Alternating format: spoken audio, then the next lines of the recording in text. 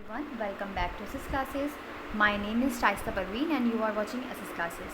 So all my dear students, today I will discuss the chemistry. The name of chapter is matter and composition and it is the chapter number 1 for chemistry.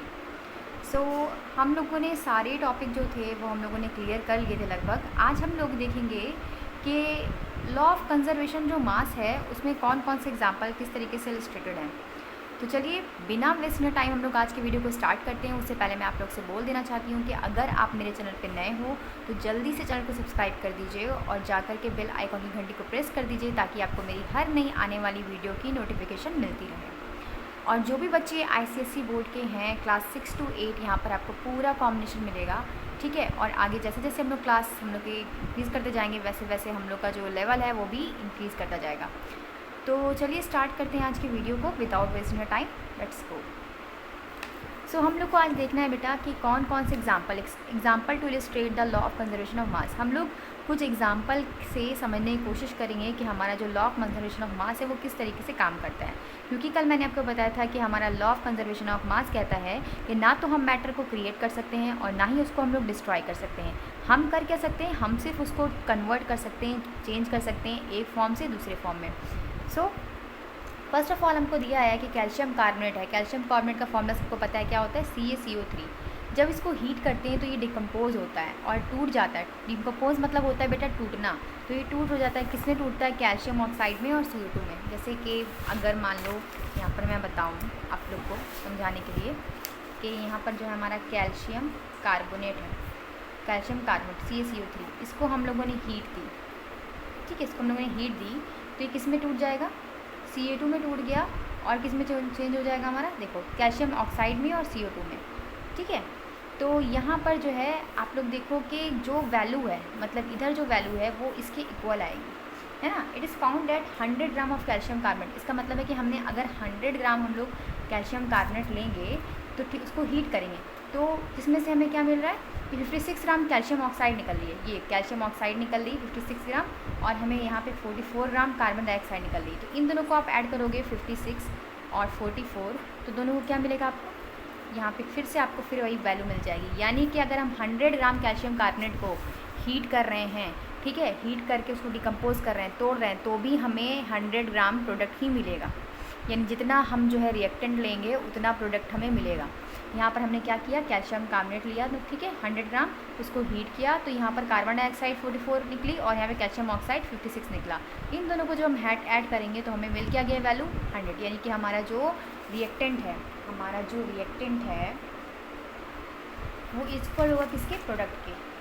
जो product हम लोग का बन रहा है, ठीक है, टूट करके या जुड़ करके जैसे ही बन रहा है तो वो इसके इक्वल होगा. अंडरस्टैंड. यही हम लोग का law of conservation of mass of energy कहता है. फिर यहाँ पर आप देख रहे हो कि वही चीज़ दी हुई है. So total mass of product equal to total mass of reactant. अब चलिए इसको देखते हैं, एक्सपेरिमेंट्स की मदद से इसको समझते हैं. देखो मैं जितना हो सकता है आपको समझाने की कोशिश करूँगी लेकिन आप लोग को क्लियरली समझ में तब आएगा जब आप लैब में खुद से ये सारे जो है एक्सपेरिमेंट करोगे.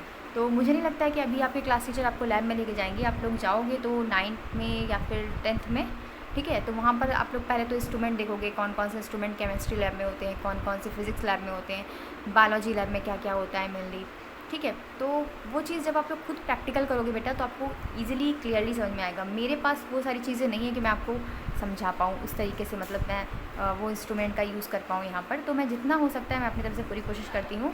और अगर आपको वीडियो अच्छी लगी हो तो इसे लाइक कीजिएगा. ओके.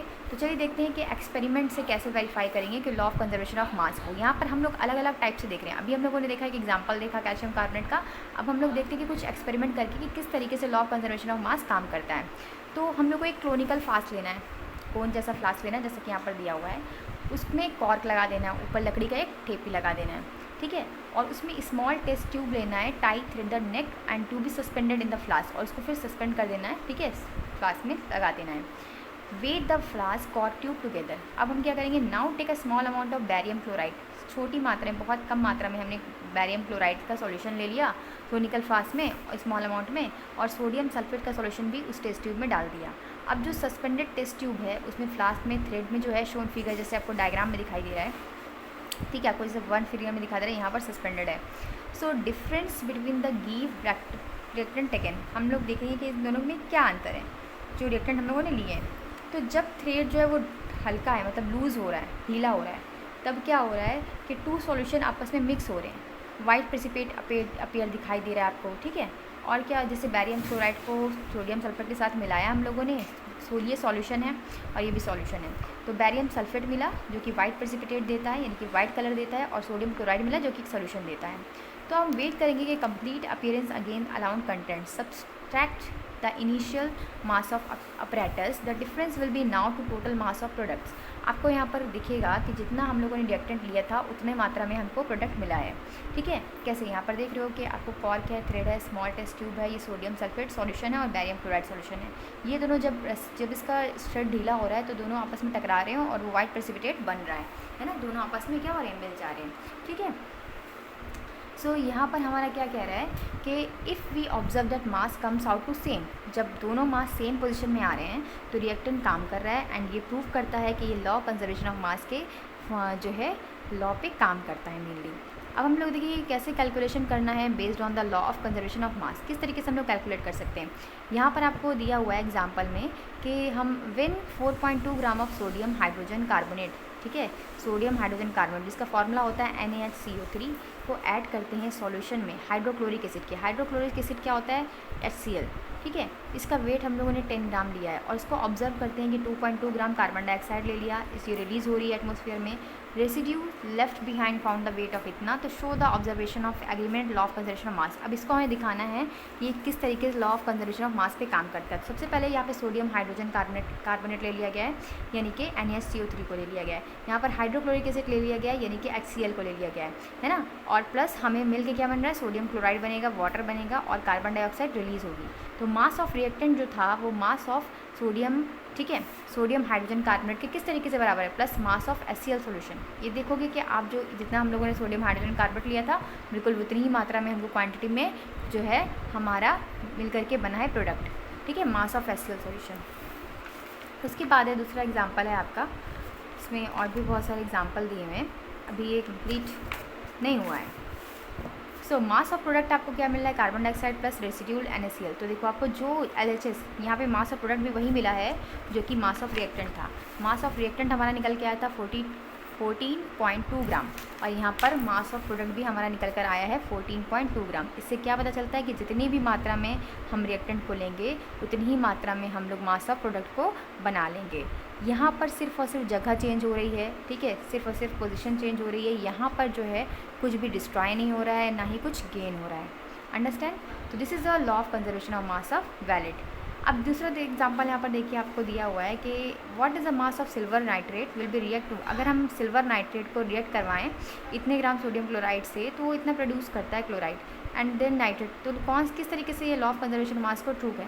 तो रिएक्टेंट क्या दिया है हमें, सिल्वर नाइट्रेट को सोडियम क्लोराइड में मिलाना है तो मिलेगा हमें silver chloride plus sodium nitrate.